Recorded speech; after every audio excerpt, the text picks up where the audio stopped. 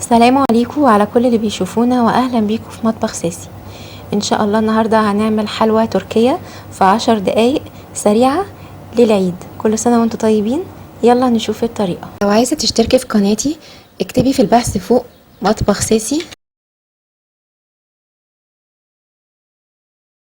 اضغطي انتر هيدخلك على القناة، هيظهر لك كلمة اشتراك، اضغطي عليها، فعلي الجرس وبعدين حفظ عشان يوصلك كل جديد بنزله. بسم الله. المكونات معانا هتبقى بدرجة حرارة المطبخ. اول حاجة معايا ربع كيلو سمنة، سمنة او زبدة، ما عملتهاش بالزيت قبل كده. ربع كوباية يعني كوباية كاملة هي مليانة، 250 جرام، ربع كيلو.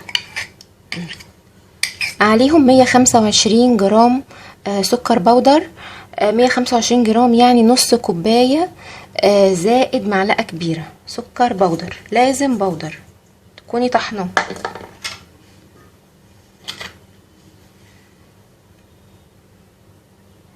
ضيف كمان معلقة بيضايه، نص معلقة صغيرة فانيليا،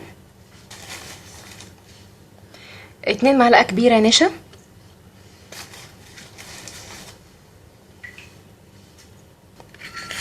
معلقة صغيرة وده اسمه ايه بيكنج باودر. هقلبهم بايدي. اللي عايز يلبس جوانتي يلبس جوانتي، دايما بحب انبه على النقطة دي عشان الناس اللي بيقعدوا يقولوا الجوانتي والكفوف والضفوف يعني هما بيلبسوا جوانتي في المطبخ وهما شغالين.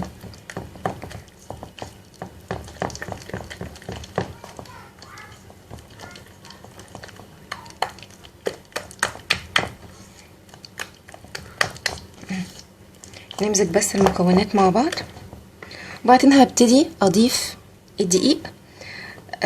هضيف 3 كوبايات، ثواني، 3 كوبايات دقيق مبدئيا. يعني انا بفضل اضيف دقيق لحد ما بلاقي العجينه تمسك نفسها. ادي 2،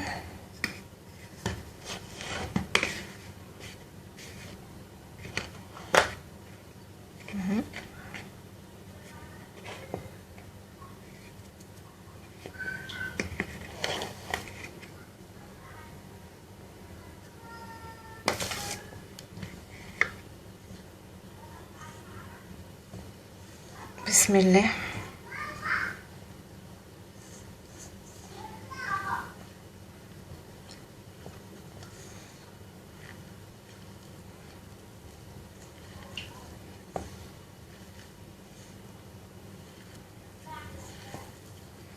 لا طريه قوي بتمسك. هكمل باقي الدقيق، يبقى كده 3 كوبايات. ما تعجنيهاش كتير، يا دوب بس تلمي المكونات، لان هي مش عجينه فيها خميره، مش محتاجه ان هي تتعجن كتير، تلمي بس المكونات.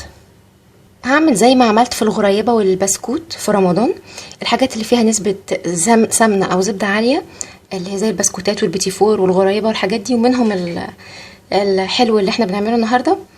لازم تجربي الاول، ما تعمليش الصينيه كلها وتدخليها، لان ممكن تكون محتاجه دقيق العجينه. فلو دخلت الفرن هتلاقيها خرجت لا اله الا الله، هتلاقيها فرشت. ممكن تكون حطيتي دقيق زياده، تدخل الفرن تلاقيها شرخت. فاحنا نجرب الاول واحده. بسم الله. نكورها.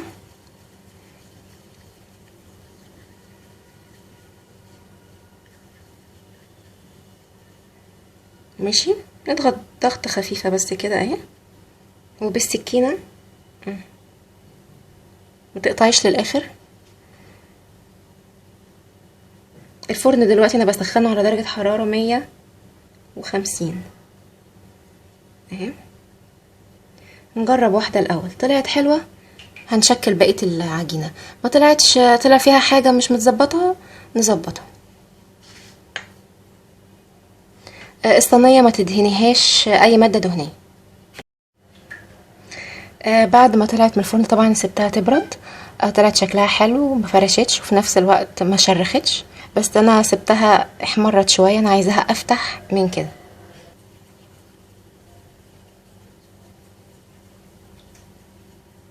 اهي.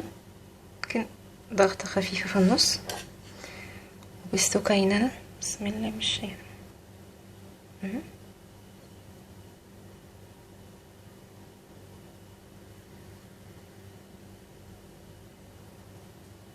بس انزلي بس.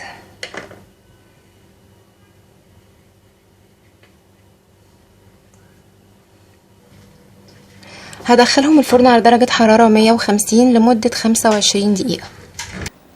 للناس اللي عندهم ميزان، هي وزن الواحدة قبل ما تدخل الفرن حوالي 30 جرام أو 27 جرام. هم عملوا معايا حوالي من 30 واحدة ل 29. بعد ما خرجت من الفرن سبتها لحد ما تبرد خالص قبل ما نضيف لها الشوكولاتة. بالنسبة للتزيين، معايا شوكولاتة، اي نوع شوكولاتة، دي شوكولاتة سما. هعمل لها على حمام مية، وطريقة تسييح الشوكولاتة هتلاقيها ان شاء الله موجودة على القناة. اكتبي فوق في البحث تسييح الشوكولاتة مطبخ سيسي. ومعايا ده سوداني مجروش، ممكن تستخدمي اي مكسرات عندك، بندق، فستق، برضو تجروشيه او يبقى مفروم زي ما تحبي. ممكن تضيفي بداله جوز هند، ممكن سمسم على الوش اللي متوفر عندك. في كيس هضيف الشوكولاتة. لو ما عندكيش الكيس اعملي كورنيه من ورق الزبدة. اعملي كورنيه، اللي هو طريقة عمل الكورنيه موجودة على القناة.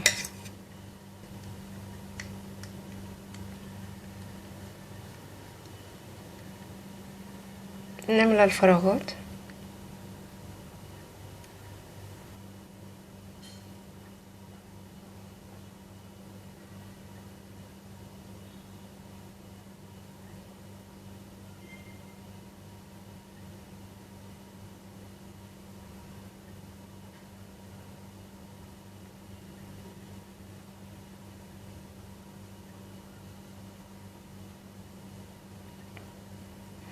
تمسكيها بس تخبطيها كده عشان الشوكولاتة ترتاح جواها.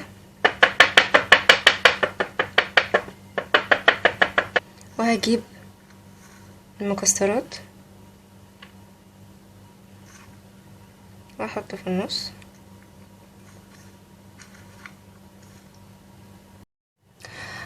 طبعا انا بعد ما زينتها بالشوكولاته دخلتها التلاجة عشان بس تمسك نفسها، وهرجع دلوقتي احطها برضو في التلاجة تاني. هحطها في علب وادخلها التلاجة عشان الجو حر والشوكولاته ما تسحش. وبتمنى الحلويات تكون عجبتكم النهارده، وان شاء الله اللي انا عملتها بالكاكاو باذن الله لما انزلها، لان طبعا انا هنزل الفانيليا الاول، لما انزلها ان شاء الله هتلاقوها على القناه. بعد ما تسويها لو لقيتيها طالعه من الفرن وفرشت شويه، يبقى هي محتاجه شويه دقيق. ممكن تضيفي دقيق وترجعي برضو تجربي تاني في واحده تانية وتشوفيها اتظبطت ولا لا. لو خرجت من الفرن ولقيتيها مشققه، يبقى هو الدقيق زياده. ففي الحالة دي ممكن تضيفي شوية حليب صغيرين تطري بيها العجينة، وترجعي تشكلي تاني برضو وتجربي تاني لحد ما يديكي النتيجة اللي انتي عايزاها. بتمنى الفيديو يكون عجبكم. مستنية تعليقاتكم واعجاباتكم على الفيديو ان شاء الله، وما تنسوش تعملوا لنا لايك وشير واشتراك في القناة. كانت معكم سيسي من مطبخ سيسي مصر. باي باي. لو في وصفة عايزة تعرفيها بطريقتي وكنت انا عملتها قبل كده، اطلعي فوق في اليوتيوب في مؤشر البحث، اكتبي اسم الوصفة وجنبها مطبخ سيسي،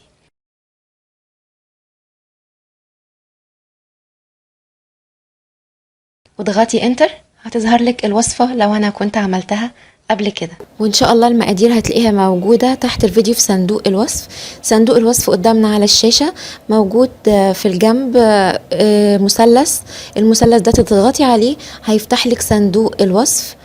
زي ما احنا شايفين هتلاقي مكتوب اضغط هنا لمشاهدة المقادير. اضغطي على اللينك اللي لونه ازرق هيدخلك على البلوجر اللي موجود قدامنا دلوقتي. البلوجر هتلاقيه موجود فيه المقادير كتابة والشرح كمان بالصور وبالتفاصيل.